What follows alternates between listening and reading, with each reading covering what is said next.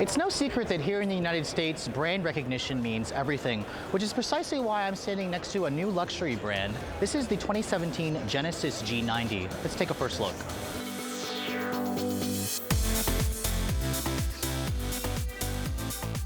Now, for years, a lot of people pleaded with Hyundai to offer a full-on luxury brand if they wanted to go head-to-head with players like the Mercedes-Benz S-Class, BMW 7 Series. And I'm glad to say that the company has finally decided to take that leap. This brand new 2017 Genesis G90 certainly looks premium at first glance. Now, the previous generation Equus was a pretty good car. It was a little bit controversial in terms of its pricing. A lot of people were shocked to see a Hyundai with a $70,000 price tag. Now, on this particular Genesis, you're not going to find any Hyundai badges at all. In fact, it does sport the very familiar Genesis badge with the wing emblem. It kind of reminds you a little bit of the Bentley mixed with a Chrysler logo. Now, you can see the front of the car, of course, is dominated by this very large chrome grille at the front, these swept-back headlights, and then on V8 models, you'll have standard LED headlights, whereas a lot of the competitors will force you to pay extra. Now, underneath the hood of the all-new Genesis G90, you're going to find your choice of two engines for the US. The more interesting option would be the 3.3-liter twin-turbo V6. That pumps out 365 horsepower and 376 pound-feet of torque. You can also get the carryover 5-liter V8. That still pushes out 420 horsepower and 383 pound-feet of torque. Now, luckily, all that power still goes to the rear wheels, and Hyundai has now added their H-Track all-wheel drive system to the mix. So those of you who live in the snowbelt states can still choose that if you guys need the four-wheel drive option. Now, all that power is sent to an 8-speed automatic transmission with fuel economy not yet announced, but really the performance of the twin-turbo V6 should be an interesting one. Now, regarding the overall length of this car, it's roughly the same size as the Equus, roughly about the same length as an S-Class. Hyundai did stretch the wheelbase of this car about 4.5 inches to give the car a more imposing stance. Now, curiously, even though they did stretch the wheelbase, the rear seat legroom has dropped about 1 inch. Now, it's now rated about 37.5 inches, which does not compare favorably to what you get in a Mercedes-Benz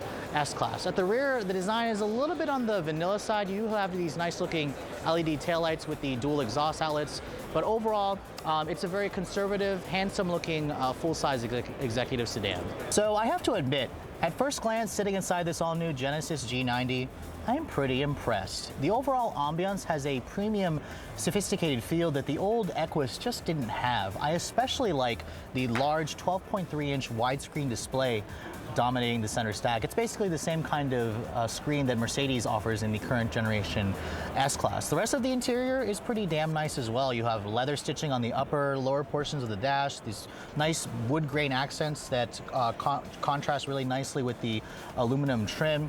The door panel I'm actually really impressed with as well because it has this leather stitching on the top, the lower portion, and Hyundai got rid of their corporate low-quality switches. Genesis now is putting a new window switch on here that feels very tactile. It feels very high quality. It feels like it belongs in this executive luxury sedan space.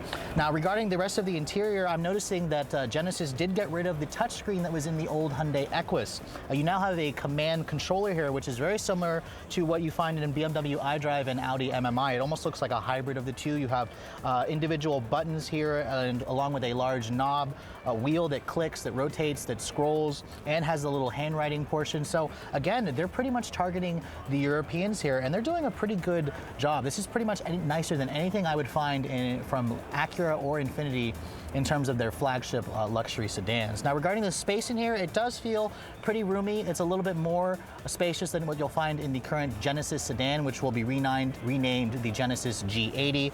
And I'm actually pretty impressed with the ambiance. Now, regarding the back seat, even though Genesis is claiming 1 inch less rear legroom, I found it to be pretty comfortable.